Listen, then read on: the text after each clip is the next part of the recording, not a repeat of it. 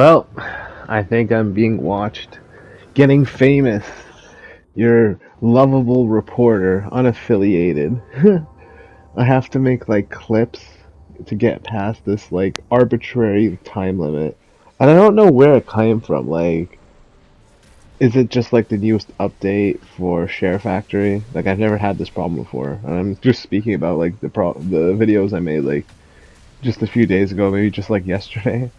And I had like this issue, and I thought it was like something like 17 minutes or whatever. Apparently, it's like 15 minutes, so exactly 14:49. I mean, yeah, 59 on the dot.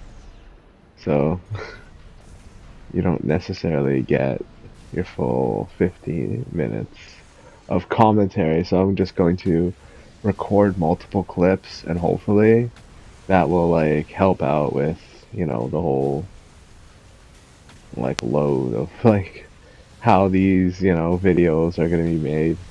So anyways, enough of me rambling about my technical difficulties. The curse of Azure. I cursed Sungrad. Took away his Mario character. I mean his Nintendo character monsters, that were produced made on the Nintendo console, but now on next gen hardware and looking better than ever. Like when I see Lagiacrus and subsequently Sergios, it's like it's hard to look at them. Like they're just so cartoony and like blocky. Well, I only have like Rise as like a point of reference, but other than that, like I see them in like the older games, even as they remastered them and stuff. Like it has a very unique kind of charm to it, if you will, and very noticeable. So that's always nice. Good times were rolling. I made this video to commemorate the victorious victory lap of Microsoft Studios closing down and laying off a bunch of people in Halo Studios, aka 343, aka I've messed with Halo for like forever. And I was like, I did a recording and I checked. They actually added split screen to Halo Infinite. So that's actually pretty cool, I guess. Right? Like people could come over and do the thing that you're supposed to do with Halo. I don't know why it took so long, but here we are. The future. And they're laying off like 9,000 people from Microsoft. So hearing that, 343, aka Halo Studios, got the axe is just, music to my ears. Like, I can't believe that I didn't look into it sooner. Well, mostly because I game on, PlayStation, but also that, like, here we are in, like, the aftermath of that. I was wondering, right? Because it was actually announced towards the end of June, so, like, shortly after my birthday. So that's why I didn't, like, see it. But this DLC for MechWarrior, and MechWarrior it tends to, favor, the Microsoft console. Like it was developed by like Microsoft Studios and this and that, and now it's seeing DLC in a game that hasn't seen. Well, it's seen a lot of DLC, but it's like it hasn't seen like. I mean, it's been released. I'm getting confused. 2019 originally for I think the PC, and then the console ports came later. First the Xbox, and then shortly after the PlayStation. But for me, the PlayStation copy, PlayStation 4, I played the hell out of that game, and I loved it, despite the fact that it really is a next gen game. Like I can't stress enough how like even though I was playing it on the PlayStation 4 and like dealing with like long load times and like sometimes things won't load in and you'll just fall through the ground, no collision.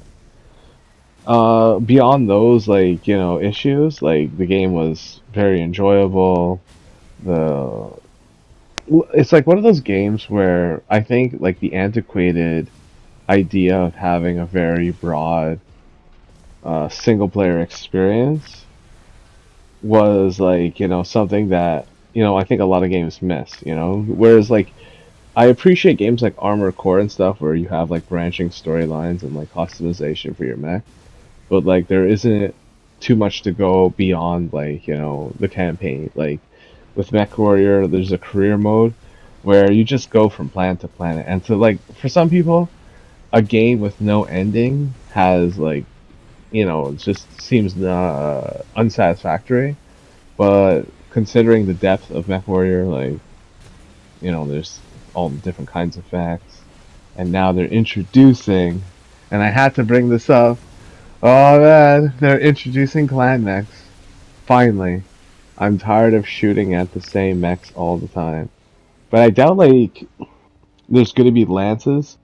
Well, maybe there's gonna be like mercenary outfits or whatever. They're a pure clan, but like sometimes you're probably gonna just see them mixed in with like regular inner sphere mechs, and then it loses the allure, the magic of just going up against, a lance or a star as they call it, of clan mechs. Kind of cool, but disappointing in the sense that, well, maybe they'll introduce a campaign where you fight against specifically clan members that utilize that kind of technology. And the way I think they're gonna balance it in the career mode is like make them as expensive as like they are in like MechWarrior Online. So like a loss of one of these mechs is like a loss of an entire land. And it's just like you know true end game content, but rightfully so. Like my biggest um enjoyment, I should say, that I can get out of this is like the ability to slot in like longer range weapons, because I find that base game and then like subsequently the DLCs force players into close range combat situations, which will ultimately spell doom for the player. Because it's like, well, let's go fight like this mech up close. What's that? They can do like 20, 30 damage instantly on like any component. Make your weapons go away instantly. Make you limp, take out your arm. Like MechWarriors was one of those games where you realize that running into the battlefield like guns blazing isn't the wisest idea, because it oftentimes will get you surrounded and shot from multiple angles, just like in real life. You don't want to get into these messed up melee conflicts, these whatever. But more to the topic about Microsoft and its like whole reshuffling of their staff and stuff. So Sony lately has come out with like this wish of going multi-plat with certain titles, and to them I say, yeah, do that, because people already think your console, like at least I do. I think it's a really good console, and some think it's the best. Now, do I think it's the best? Well, yeah.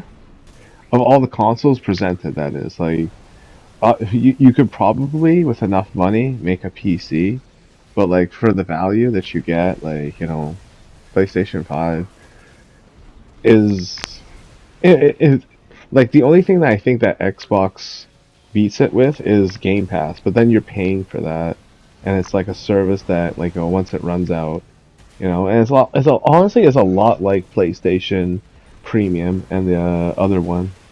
There's two tiers to it, and they'll let you play like retro games. So it's like it's more limited and it's more like Sony based. So to each their own. I don't adhere too much to the like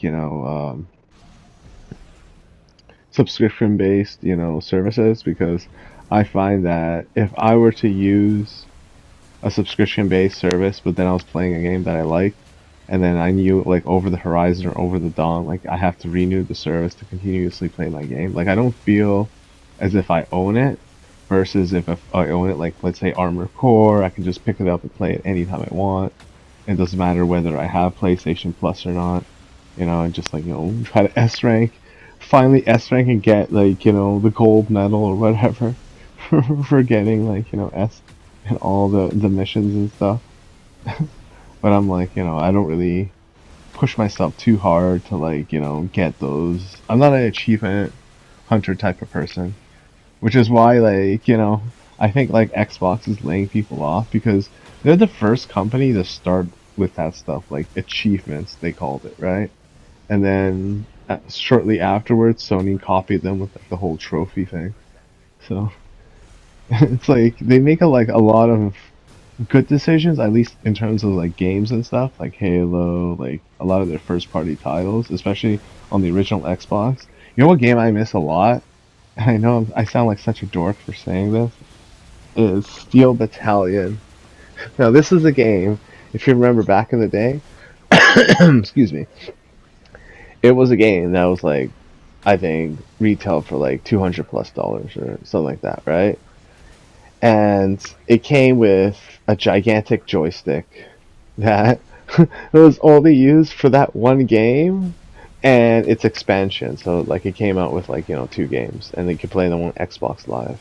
But man, the graphics in this game whew, were insane.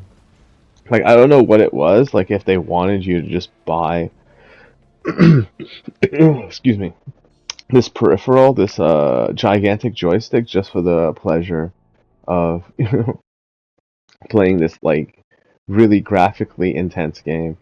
And it's crazy because can you imagine that not only did they come out with a sequel that is like, whatever on the next gen console, but it was also like I looked into it, they helped, it was like co-developed by FromSoft. And I looked into it, I have a bunch of videos on my older computer and they just like showcase gameplay, and I was like specifically looking at this one. They're called vertical tanks, the mechs in that game. So this one gigantic vertical tank, which is supposed to be like their super heavy one, it has a cool design to it.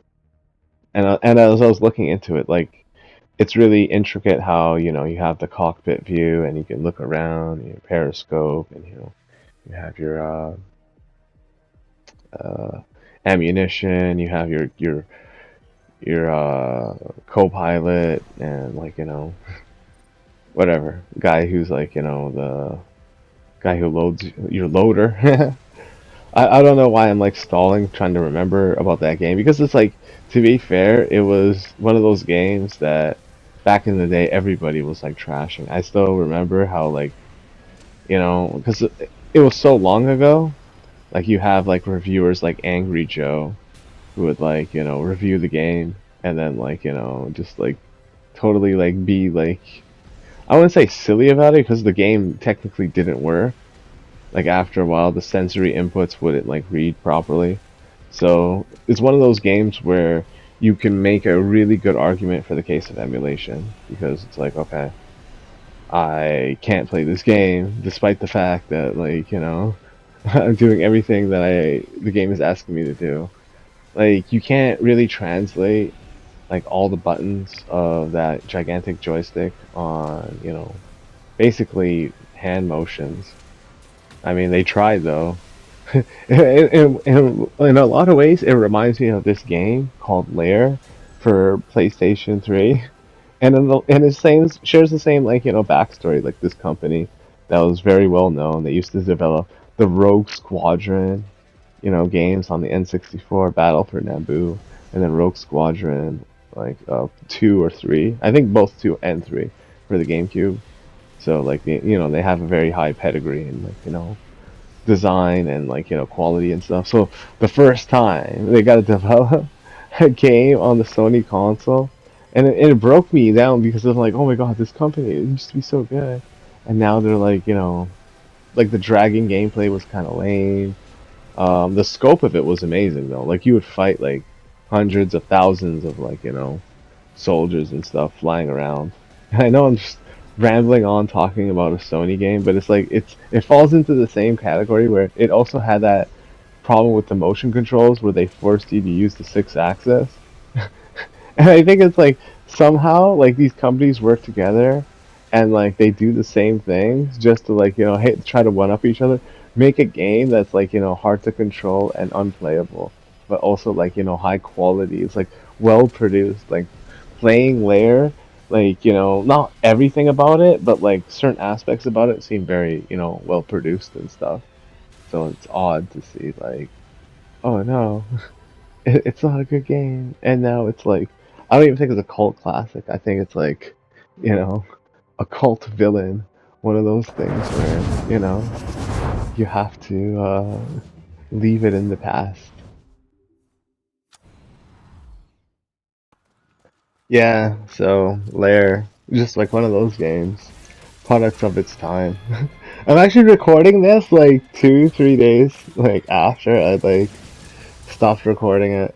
I don't know why, but yeah, Microsoft laying off the people from Halo Studios, aka 343 Studios. It was a great, cause for celebration. Also, like I think it's very indicative of like the progress that Microsoft, at least like the game studios that they've bought so far, have made. Like you look at, and maybe I might be wrong about it. Like Elder Scrolls is coming out with like remakes, so maybe they have their new Elder Scrolls game in the works.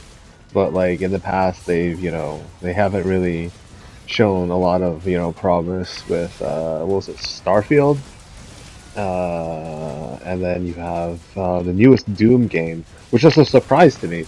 Like I saw the new Doom game, and I'm thinking to myself, okay, maybe they're gonna have like one or two guns, but they're gonna want to take it more into the whole melee aspect, right? So they're gonna have like the return of what is it called again? Fuck. Those like instant kills that you do, those special kills, and they're like very circumstantial.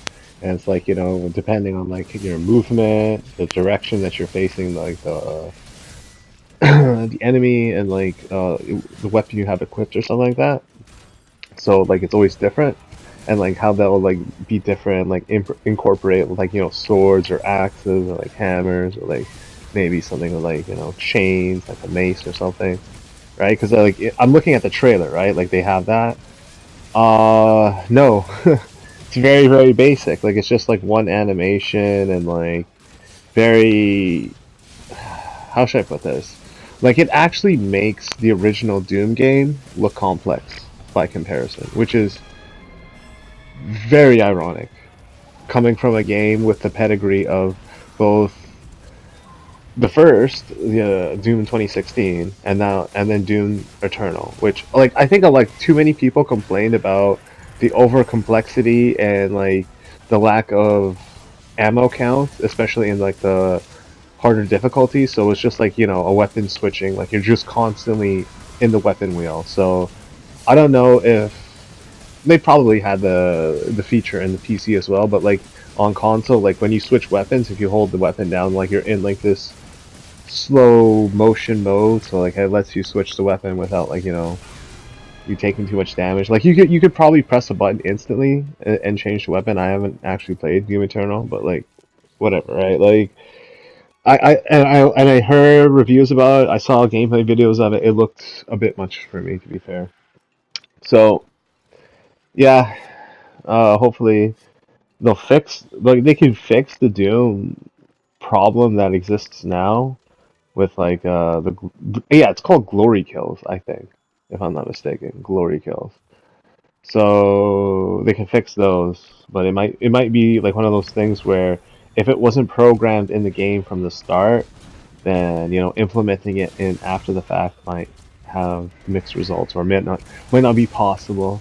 And like I'm trying to be optimistic about it because like I like Doom, whatever, but again, as a Microsoft owned studio, like it's not hard to see why the higher ups would think like, yeah, downsizing a company like this that we pumped so much money into, we spent all this money, like asking you to make good games, and which they did. Like Doom Eternal, like for all its shortcomings, like the one thing it isn't is a bad game. Like it's not. It's a very high quality AAA game. Like the graphics, sound, music, everything. Like you're you're more than getting your money's worth, but like as a first person shooter fan, as a like a Doom fan, I like the original Doom 2016 better. Albeit like the graphics aren't as good, but whatever. Like right, you get what like you want at the end of the day with that game because it's like more layered. You get to explore around more. It's more classic, right? Whereas like I'm not too keen on the whole first person games as a platformer type of thing. Like I know they're trying to sell that in Doom Eternal and stuff as like the new level transition instead of tunnels and stuff. It's like something else. So instead of yeah, it's basically a different take on what level traversal, if you will. But I didn't really like it that much, to be fair, because it's not like it doesn't give me the ability to backtrack. Or at least I'm speculating it doesn't, and also it just feels kind of cheap to me.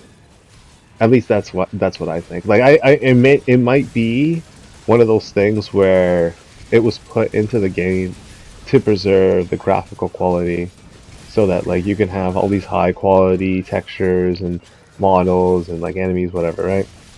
And then like just go traverse from zone to zone. Excuse me. With very little in the way of pop in or whatever. Because the engine is quite powerful, but I don't think anything is like unless it's like the Kojima engine. Yeah, like Death Stranding 2. Death Stranding 2 actually, I watched a couple streams of it. It looks honestly amazing. And even though that's not my kind of game, like to see how far graphics have gone in video games is insane. Like we have the photorealistic graphics where you're not just putting people into games, like you have the dimensions of their face, of their bodies down one to one.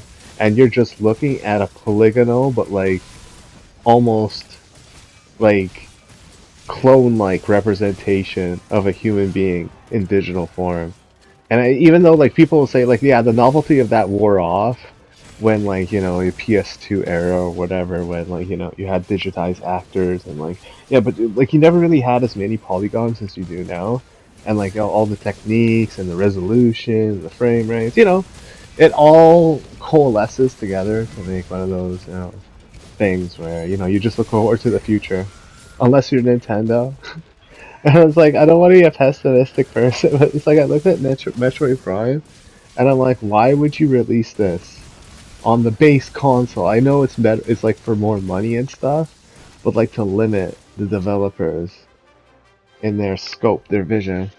I don't think so. I think like actually it was supposed to come out on the base console, and they just delayed it because they wanted people to buy the Switch number two.